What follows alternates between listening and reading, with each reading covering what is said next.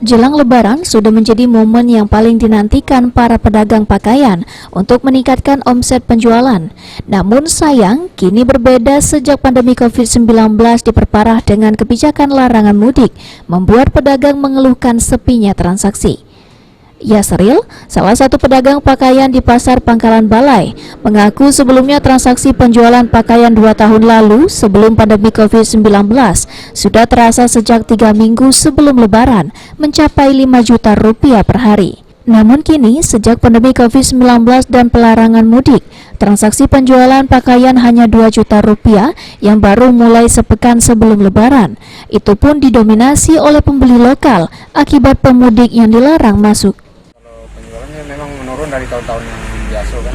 Sudah. Dipengaruhi apa ini Pak kira-kira? Ini sejak corona ini lah. 2 tahun yang tahun kemarin kan lah baru mulai. Kalau sekarang tambah jauh lah. Ada pembatasan masyarakat untuk tidak mudik mempengaruhi kita juga nggak? Itu banyak juga pengaruhnya. Banyak. Ya, Berarti kan yang mode-mode ini itu yang biasanya diharapin tuh yang toko-toko kan.